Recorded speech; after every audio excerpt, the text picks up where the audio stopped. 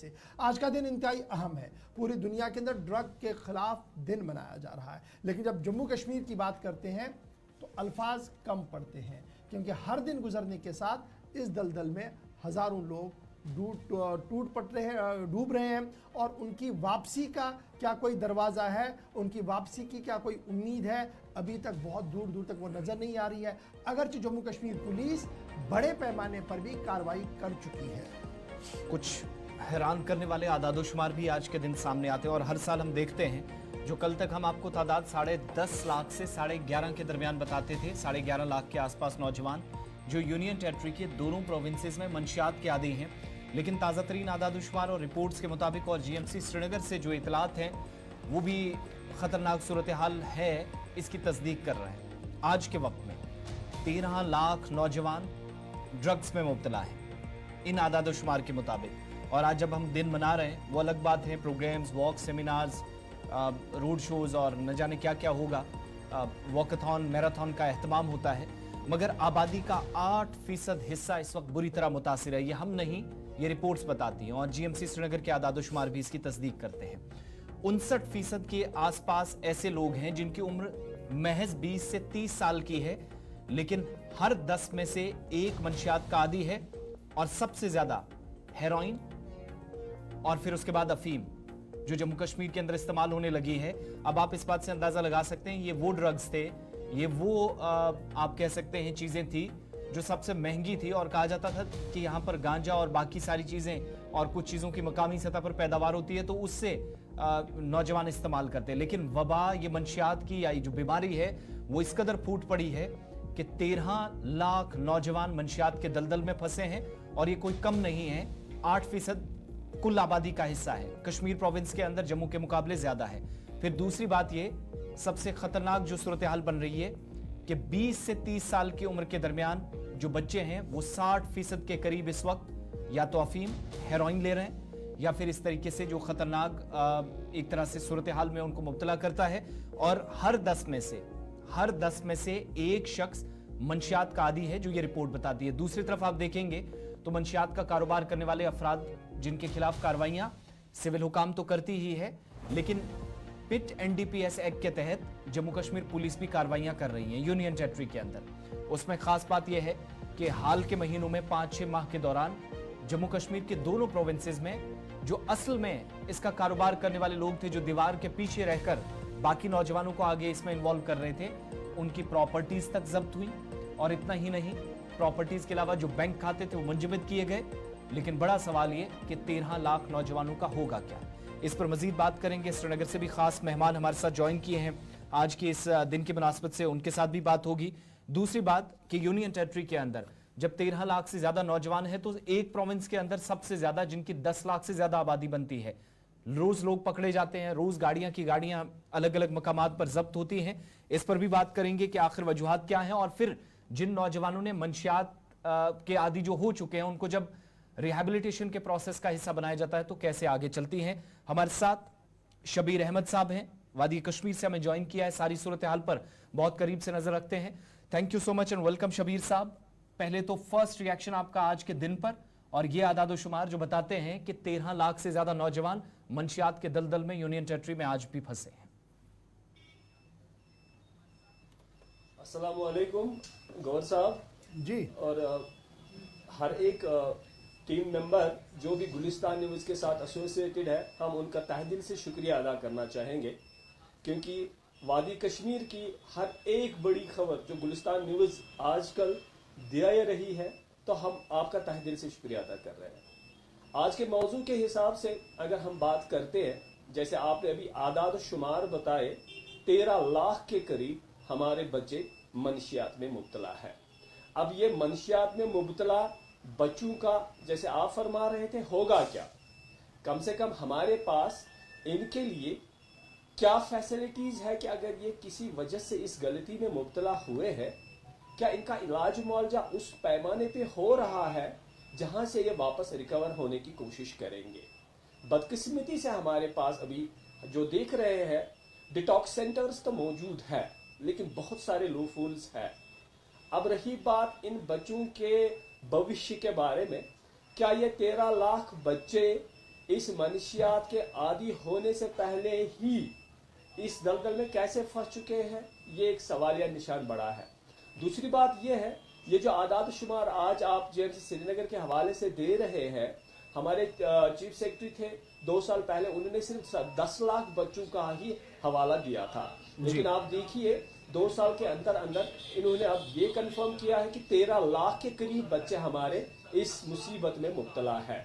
तो आप ये देखें कि रेशो किस हद तक बढ़ता जा रहा है। अब इन्होंने आप ये देखिए, लड़के नहीं, बदकिस्मती से हमारी लड़कियां भी इस दौड़ में अब शामिल होने लगी है। लड़कियों का इस पौध में शामिल होना, एक खुद ड्रग इस्तेमाल करना, दूसरा एक जगह से दूसरी जगह उस ड्रग का ट्रांसपोर्ट का यूज करना लड़कियों के जरिए, ये सबसे बड़ा अलमिया हमारे लिए बनता जा रहा है। अब इनके ट्रीटमेंट के हवाले से मैं जब बात करता हूँ, 2007 से हमने यहाँ राहत सेंटर कायम किया हुआ है। बहुत सारे पेशेंट्स हमने देखे हैं, लेकिन आज के दौर में जब हम पेशेंट्स की बात करते हैं, 99.9 बच्चे जो इस मुसीबत में मुब्तला है वो एक मुहलिक बीमारी में मुब्तला होते हैं, जिसको हम HCV कहते हैं, हेपेटाइटिस सी। ये एक लिवर की डिजीज है। खुदा न करे अगर बच्चा वक्त रहते न संभले और ड्रग्स लेता रहेगा तो लिवर फेलियर होने के बहुत सारे चांसेस हैं। जैसे आप आजकल देख रहे हैं कि यंग बच्चे, जो आप आदाद शुमार के हिसाब से 20 से 30 साल की बात कर रहे थे, लेकिन हमारे लिए अलविया ये है कि उससे भी बहुत छोटी उम्र के बच्चे हमारे यहाँ एडमिट भी रह चुके हैं, उनका इलाज भी हो चुका है। शबीर साहब, बड़ा इंपॉर्टेंट ये है जिस तरीके का खाका आपने शहर श्रीनगर का खींचा है, इसके बाद रोंगड़े खड़े हो जाते हैं, अल्फाज बड़े कम पड़ जाते हैं कहने के लिए। लेकिन ये बताइएगा कि अभी आपकी नज़र में, चूँकि आप एक रिहैब सेंटर चला रहे हैं, आप बराह रास्त उन लोगों के साथ बात कर रहे हैं जो इस दलदल में हैं, उन वालिदैन को देख रहे हैं, कितनी बड़ी परेशानी ये है आज के दिन में कि क्या हम उसको हैंडल कर पा रहे हैं प्रॉपर्ली जिस तरीके से होना चाहिए था? गौर साहब, मैं ये कहूँगा कि कोशिश हमारी रही है, लेकिन जब तक हम कलेक्टिव रिस्पॉन्सिबिलिटी, एडमिनिस्ट्रेशन, लोकल लोग इसके लिए बाहर नहीं आएंगे, इसके लिए एकजुट नहीं हो जाएंगे, इसकी तादाद बढ़ती ही जाएगी। रही बात जो आप कह रहे हैं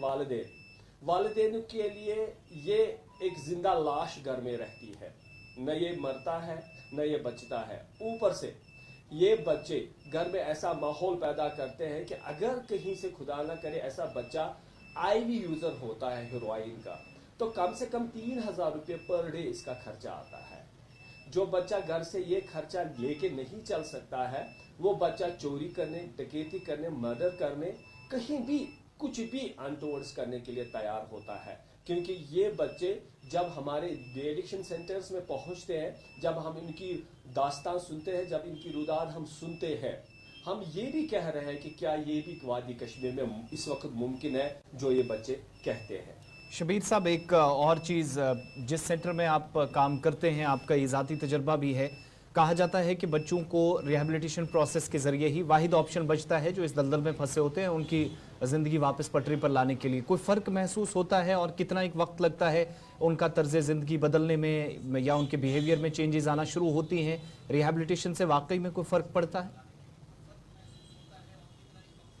जी देखिए, मैं आपको ये एक चीज़ बताऊं, रिहैबिलिटेशन सेंटर्स हमारे अभी जम्मू एंड कश्मीर में नहीं है। हमारे पास जो फैसिलिटी अवेलेबल है वो इमीडिएट डिटॉक्स सेंटर्स है। इमीडिएट मतलब आज बच्चे ने ड्रग्स इस्तेमाल की, आज ही उसको एडमिट करना है। लेकिन ये जो प्रोसेस है कम से कम 6 महीने का प्रोसेस रहता है। इस प्रोसेस में पहले इसको इस चीज से निकाला जाता है जिसको इसकी अर्ज मिलती है, लगती है, फिर से ड्रग लेने की। पहले 1 महीना 21 दिन कम से कम हमें चाहिए होता है इस दलदल से इसको बाहर लाने के लिए। फिर उसके बाद ऐसी दवाएं आजकल मार्केट में है जो हमारे एचओडी साहब, हमारे डॉक्टर साहबान प्रिस्क्राइब करते हैं। अगर वो रेगुलरली 6 महीने तक ये कंटिन्यूसली दवाई खाएगा तो रिलैप्स होने के चांसेस बहुत कम है। अब रिलैप्स होना एक फितरी अमल है। ये इसलिए फितरी अमल है क्योंकि जब बच्चा हमारे पास 1 महीना गुजारने के बाद घर जाता है, उसके पास वही दोस्त, वही सड़कें, वही घर, वही बेचने वाले, वही पीने वाले। ایک آدمی آخر بچنا چاہتا ہے لیکن اس کے لیے ہمارے پاس ایوینیوز نہیں ہے کہ بچہ بیکار بیٹھا تھا اب ڈرگس میں مبتلا ہو گیا اب ٹھیک کر کے لائے آخر کرے گا کیا کوئی پالیسی ہے نہیں جب یہاں پڑھے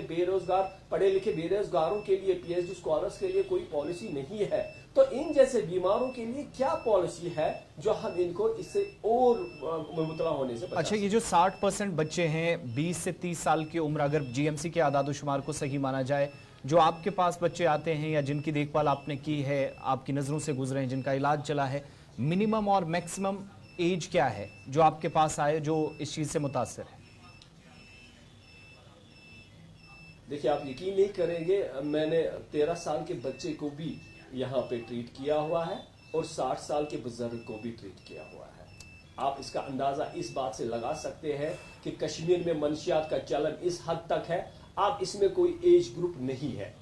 ایج گروپ ہمارے پاس وہ آتا ہے جو ریئلائز ہو کے چھوڑنا چاہتا ہے بائی فیملی پریشر چھوڑنا چاہتا ہے سوسائٹی کے ایگو کی وجہ سے چھوڑنا چاہتا ہے لیکن یہ بچے جو اپنی ویل اور وش سے چھوڑنا چاہیں گے وہ اس میں کامیاب ہوتے ہیں ایک بار میں ان بچوں سے جو بھی ہمارے بچے اس میں مبتلا ہے خدا را ایک بار کوشش کریے اس کو چھوڑنے کی کیونکہ جب یہ اس میں مبتلا ہوتے ہیں ان کو لگتا ہے کہ کم سے کم ہم اس کے بغیر مریں گے نہیں یہ بات غلط ہے مریں گے تب جب یہ نشے کا استعمال کریں گے اگر یہ ڈیٹاکس سینٹر تک آ پہنچے ہمارے پاس رہے ہمارے علاج کا فالو اپ کیا تو انشاءاللہ یہ بچے بھی ٹھیک ہوتے ہیں اور اپنے زندگی کے طرز عمل پر واپس بھی آتے ہیں شبیر صاحب میں نے 2 سوال آپ سے پوچھنے ہیں چونکہ آپ شہر خاص کے اندر اس سینٹر کو چلاتے ہیں جی اور میرا پہلا سوال یہ ہے کہ جن بچوں سے آپ بات کرتے ہیں جن والدین سے آپ نے بات کی ہے کیا ہم یہ مانیں کہ ایک ایزی ایکسیس ہے اس مافیا کا لوگوں تک اور لوگ ایزیلی ان سے یہ لے رہے ہیں ایک کیونکہ اب آپ کے پاس تمام کہانیاں ہیں تمام سکسیس سٹوریاں بھی ہیں اور دوسرا یہ کہ جب یہ اس طریقے کا نظام چل رہا ہے اور آپ کہہ رہے ہیں کہ جب والدین کے گھر کے اندر اس طریقے کا نظام ہو تو ایک کشمیر سوسائٹی کے اندر اس کو ایکسیپٹ کرنا بھی بڑا مشکل ہوتا ہے اور پتہ کشیر پر یہاں کو چرسی اچھا بڑا حکارت کے نظر اس کو بڑا وہ دیکھتے ہیں کہ یہ ڈاؤن ٹو ارتھ ہے چھوڑ دو جی اس نے کیا بات کرنی اس نے سدھرنا نہیں ہے یہ کوتا خطرناک اس کی زوس اندر کہ نظر انداز کرن یہ نفر کن یہ پانس ست رٹن امس نال موت کرن اور یہ واتن ات سینٹرس تام گور صاحب پہلے سوال کا میں یہ جواب آپ کو دے دیتا ہوں آپ یقین نہیں کریں گے اگر ہمارے پاس کینسر کے پیشنٹس ہوتے ہیں تو ان کو ڈاکٹر صاحب کوئی دوائی ریکمنڈ کرتا ہے کہ آپ یہ بازار سے لائیے وہ پیشنٹ بیچارہ دن بھر بھٹکنے کے بعد ایک سٹرپ دوائی حاصل کر سکتا ہے وہ بھی اپنا پرسکرپشن کا زیروکس دے کے جو ڈاکٹر صاحب نے ریکمنڈ کیا ہوگا لیکن آپ یقین مانیے یہ جو بچے یہ منشیات استعمال کرتے ہیں ان کے پاس اس کا فری ایکسیس ہے ایک فون کال کے بعد ان کے پاس بندہ پہنچ جاتا ہے اور یہ دوائیاں یہ حاصل کرتے ہیں اب رہی بات اس کے نیکسس کی یہ اتنا بڑا نیکسس ہے اگر جموں کشمیر پولیس کشمیر میں نہ ہو وہ کاروائیاں نہ کریں گے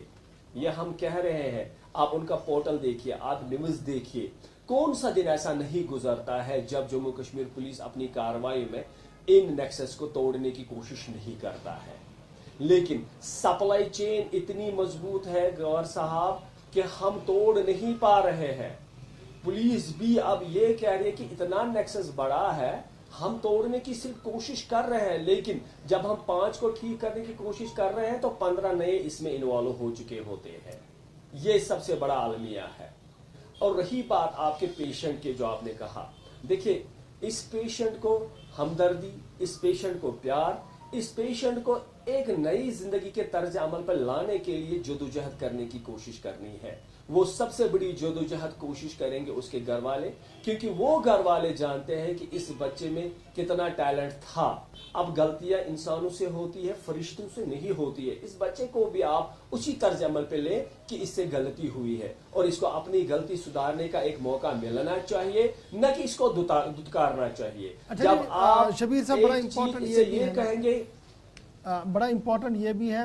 کہ آج کے دن میں कितने पेशेंट्स दिन में आते होंगे, इस तरीके से कितने डिटॉक्सिंग सेंटर हमारे पास है? पुलिस का मानना है कि हमारे पास रिहैबिलिटेशन सेंटर है, क्या वाकई तौर पर कोई रिहैबिलिटेशन सेंटर है या सिर्फ ये डिटॉक्सिंग सेंटर से हमारे पास है? नंबर एक, इसकी थोड़ी सी वजाहत हो। और दिन में कितने पेशेंट्स आते होंगे अप्रॉक्सीमेटली, उससे एक अंदाज़ा और ग्रेविटी लगेगी हमारे नाजरीन को पता कि कहाँ पर हम हैं।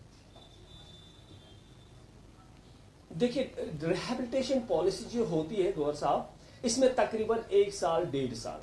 क्योंकि वहां पे वोकेशनल ट्रेनिंग इन जैसे बेकार बच्चों को दी जाती है। अगर आपका बच्चा तैयार है, आप स्टेट से बाहर, यूनियन टेरिटरी से बाहर जब देखेंगे तो वहां रिहैबिलिटेशन पॉलिसी होती है, जहां पे 8 महीना, 6 महीना, 1 साल बच्चे को रखा जाता है। पहले इसका इलाज मुआवजा किया जाता है, फिर इसको एक मखसूस दवाई पे छोड़ा जाता है, फिर 4-5 महीने इसको एक स्किल दी जाती है, चाहे वो कंप्यूटर की स्किल हो, चाहे वो प्लम्बर की स्किल हो, चाहे वो इलेक्ट्रिशियन की, जिसमें बच्चा इन्वॉल्व रहना चाहता हो। हमारे पास इमीडिएट डिटॉक्स सेंटर्स है, रिहैबिलिटेशन पॉलिसीज हमारे पास अभी नहीं है। रिहैबिलिटेशन पॉलिसी दूर की बात रही है। और दूसरी बात जो आप कह रहे हैं कि हमारे पास इन बच्चों की तादाद कितनी है, गवर साहब आप यकीन नहीं करेंगे, बच्चे लड़के तो लड़के, लड़कियां जब हमारे इन सेंटरों में अप्रोच करती है अपने इलाज मुआवजे के लिए, तब हमारे रोंगटे वाकई खड़े हो जाते हैं कि एक समाज जिससे हमारा मुस्तकबिल आने वाला है, जब वो बच्ची इस मनशियात में मुब्तला हो। रिसेंटली हमने एक पेशेंट को छोड़ा, आप यकीन नहीं करेंगे गवर साहब, हमारे फीडबैक में है, उसके फाइल पे, प्रोफाइल फाइल में है कि मुझे एक कॉलेज की लड़की फ्री ऑफ कॉस्ट ड्रग्स दिया करती थी पीने के लिए। तो मैक्सिमम अब आप छोड़िए ये बात, अब ये है कि कलेक्टिव रेस्पॉन्सिबिलिटी, जब तक लोग इसके लिए खड़े नहीं होते हैं, इस नासूर को खत्म करने के लिए आगे नहीं आते हैं, तब तक ये नासूर हमारे जवानों के खून में पलता रहेगा। अच्छा डॉक्टर साहब, एक आखिरी सवाल, उसके बाद हो सकता है आसिफ ने कुछ पूछना, मैंने बस एक छोटा सा सवाल पूछना है, वो ये है कि जब इस सेंटर पर लाया जाता है एक आदमी को जो ड्रग एडिक्ट होता है और फिर डिटॉक्सिशन के प्रोसेस से वो चलता है, अप्रॉक्सीमेट खर्चा कितना इस पर आता है, और क्या वो तमाम चीज़ें, वो तमाम दवाइयाँ हमें इजी एक्सेस है श्रीनगर के अंदर? जी गौर साहब, जब ये बच्चे हमारे पास आते हैं तो मैं सबसे पहले उन वालिदैन से ये गुजारिश करूंगा जिनके बच्चे इसमें मुब्तला है, उनको कन्विंस करिए इसका इलाज मुमकिन है, इलाज मुमकिन है। दूसरी बात ये है, हमारे पास जो भी अभी आप ये कहें कि एडवांस फैसिलिटी जो मेडिसिन है, कम से कम गवर्नमेंट की तरफ से या स्टेट यूनियन टेरिटरी की तरफ से इस चीज को बड़ा देखा जा रहा है कि ये जैसे दवाइयाँ अवेलेबल रहे, और हमें ये जैसे दवाइयाँ अवेलेबल रहती है। जब तक आप बात कर रहे हैं खर्चे की, इस सारे प्रोसेस में तकरीबन 25 से 30 हज़ार तक एक महीने का खर्चा आता है, अगर सारी रेस्पॉन्सिबिलिटी डिटॉक्स सेंटर वाले ले लें। उसका मतलब है उसका खाना पीना, उसकी दवाइयाँ, उसका डॉक्टर, उसका रहना, उसके टेस्ट, जितना भी हो, ये कम से कम ये खर्चे में इस वजह से आते हैं क्योंकि इनकी दवाइयाँ भी कॉस्टली होती है और इनको रखने में भी बड़ी मेहनत और मशक्कत करनी पड़ती है। अच्छा, क्या आज के दिन में डिटॉक्स सेंटर्स के अंदर कोई रह रहा है? डॉक्टर साहब एक छोटा सा सवाल, क्या श्रीनगर के डिटॉक्सिन सेंटर्स के अंदर क्या ये नौजवान लड़कियां भी आज के दिन में हैं, और किन किन इलाकों से उनका ताल्लुक है, अगर ज़िमनन थोड़ा सा इशारा हो जाए? नहीं देखिए, अब आप ये इलाके की बात छोड़िए, आप कश्मीर की बात करिए जी। आप देखिए कहाँ पे नहीं है, हम ये कहेंगे कहाँ, कौन सा, आप पहले हम साउथ कश्मीर को ब्लेम कर रहे थे, फिर नॉर्थ कश्मीर को ब्लेम कर रहे थे। आप हब देखिए ना, श्रीनगर सेंटर देखिए, श्रीनगर सेंटर में आप at the heart of city, जब आप डिटॉक्स सेंटर की बात करेंगे, आप जहां पे पेशेंट्स आ रहे हैं उनके वालिदैन आ रहे हैं, तो उसका मतलब है तो डिस्ट्रिक्ट की कोई बात ही नहीं रहती है फिर। बहुत शुक्रिया डॉक्टर शबीर साहब, श्रीनगर से आप हमारे साथ रहे इस बड़े दिन पर, ख़ास मौके पर, ख़ास मौजू पर मुफस्सिल रोशनी डाली। और ये वो दिन है जब न सिर्फ प्रोग्राम, तकारीब, वॉक, सेमिनार्स करने की ज़रूरत है, बल्कि जिस कलेक्टिव रिस्पॉन्स या रिस्पॉन्सिबिलिटी या इज्तिमाई ज़िम्मेदारी की बात डॉक्टर साहब कर रहे थे, उस पर वाकई में संजीदगी से काम करने की ज़रूरत है।